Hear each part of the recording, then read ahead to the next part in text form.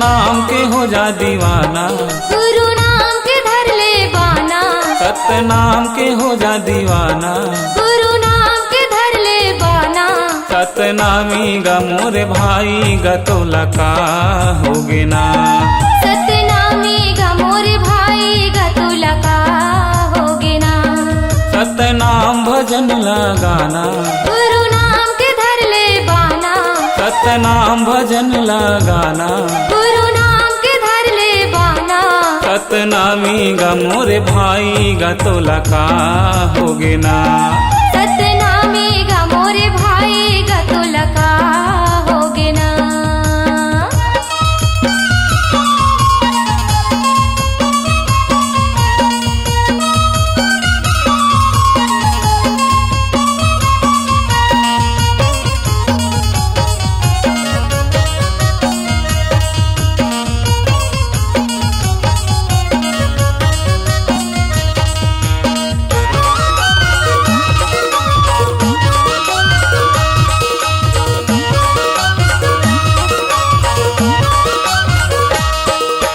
घट घट में सतनाम बसे है मुड़ी नवा खस पखरामा।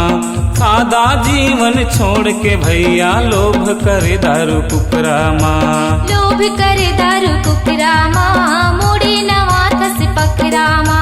जियत भर ले दाई ददाला हुकुम चलाए डंडा माँ, मरे ऊपर माँ उही ददाला तीर्थ घुमा थस गंगा माँ, तीर्थ घुमा थस गंगा माँ, हुकुम चला थस डंडा माँ। घट घट में सतनाम बसे है मुड़ी नवा थस पखरामा। सादा जीवन छोड़ के भैया लोभ करे दारू कुकरामा। घर के नारी के माया में फंस के भैया हो,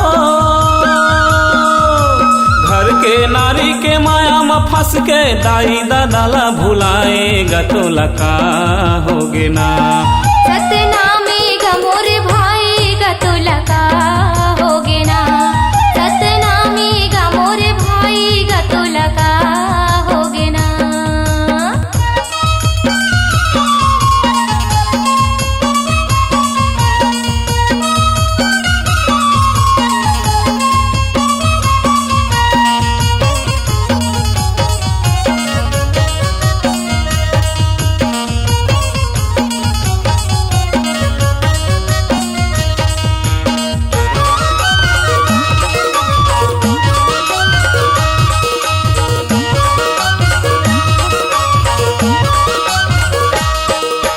मन के धर्म ला कैसे भुलाए धन जोरे बेमानी माँ। छोटे बड़े के कदर नहीं जाने बूढ़े हावस अभिमानी माँ, बूढ़े हवस अभिमानी माँ, धन जोरे बेईमानी माँ। जात पात के भेद बना के धोखा देथस भगवान ला। रुपया ला सबसे बड़का माने बेच थस अपन ईमान ला, बेच थस अपन ईमान ला, धोखा दे थस भगवान ला। मन के धर्म ला कैसे भुलाए धन जोरे बेमानी माँ। छोटे बड़े के कदर नहीं जाने बूढ़े हावस अभिमानी माँ। आडम्बर माँ फंसे हस भैया संगी हो, आडम्बर माँ फंसे हस भैया बिरथा जन्म गवाएगा तो लका होगे ना।